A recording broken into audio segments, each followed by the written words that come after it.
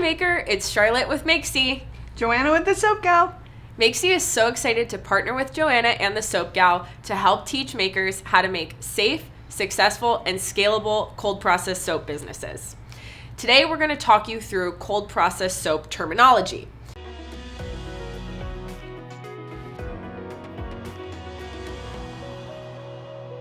So if you're new here or you're a veteran and you're looking for a refresher, entering into the cold process soap world can seem a lot like you're thinking, its own language. What is everybody talking about? Yes.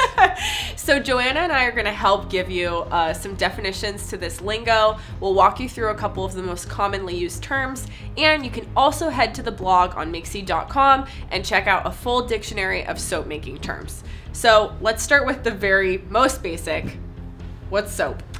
Soap, it is salt. So you have your alkaline and your base, which would be like coconut oil, olive oil, and that combines together, and one alkaline, one base molecule equals one soap molecule with a byproduct of glycerin. So that's what makes cold process or natural soap so amazing, because it has that natural glycerin in the bar. And you can't make soap without those things. No, because if they say that you do not have lye, guess what? They're lying. No lie means you're lying. Yes, exactly. Okay, that's easy to remember. We're off to a good start.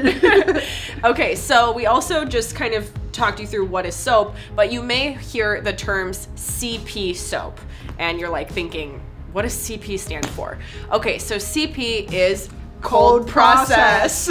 So it's cold process soap making. There's also hot process soap making, and then there's cold process, oven process, but we won't go there. There's the easiest, the most ways. simplest way, the only thing that should be in your terminology is cold process. I love it. If you hear CP soap, that's what we're talking about. Yes. Okay, next on the agenda here, FO and EO. This stands for fragrance oil and essential oil. These are just shortened terms because we throw this lingo around a lot, so you got to start speaking in acronyms.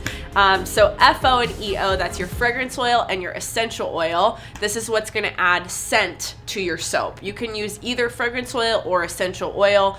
It's really a personal preference, but that's what's going to make your bar smell oh so delicious. Yes. Okay.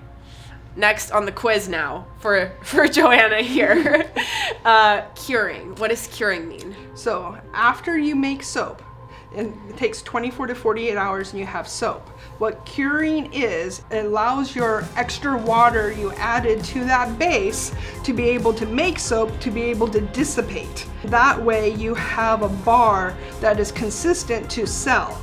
When you tell someone that your bar is a 5-ounce bar, they're expecting a 5-ounce bar in that package. So you have to know what your dry weight, when there's no more moisture leaving that product, is, and that's what you do. You cure the soap to dissipate the added liquid.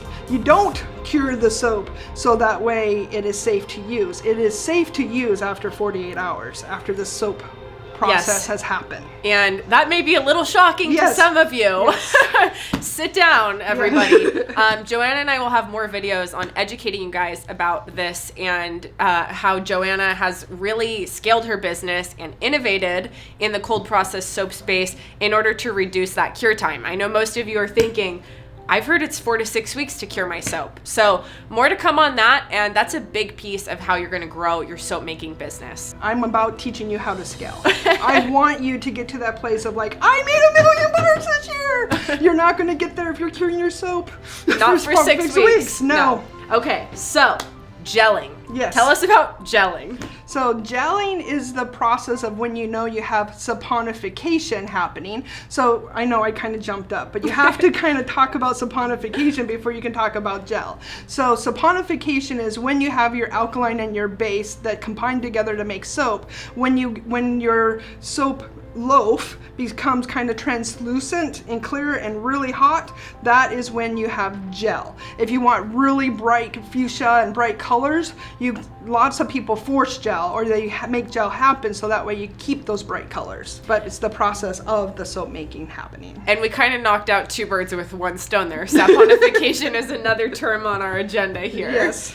Okay, so next, an important one to know, melting point. So melting point's all about your oils. You have your solid oils and you have your liquid oils. Some of your solid oils would be coconut oil, which is a melting point of 76, or your responsibly sourced palm oil is the only palm oil that's in my vocabulary, and that's a melting point of 95. And then you have, you know, your shea butter, and then your cocoa butter. So everything that is solid has a melting point, and then that way you have it melted, and then that's when you master batch your oils. Yeah, and for as complicated as some of these terms sound, melting point is one of them that's a little bit easier to remember and understand, because it's the temperature that those oils are going to turn from solid to liquid state. Yes, exactly. Okay, seizing. Sounds scary. Oh, that's the term you don't want in your terminology.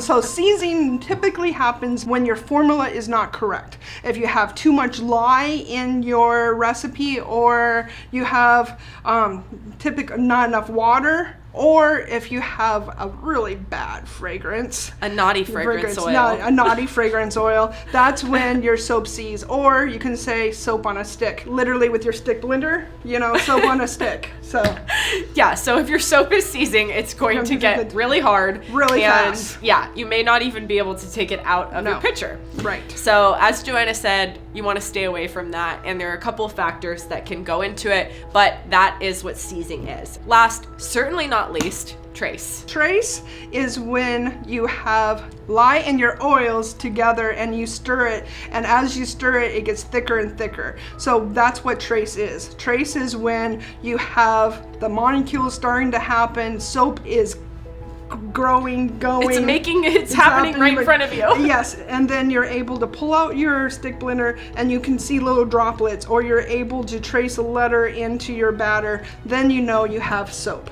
Yep. So you don't have soap unless you have trace. So these are the most common soap making terms that you need to know. And again, we have a whole lot more if you want to beef up that soap making vocabulary. So head to makesy.com and check out our blog for a full dictionary, so you will be a CP soap expert. Thanks so much for watching, and be sure to subscribe to our channel to stay in the know on all the latest makers tips and tricks. Now go make it happen.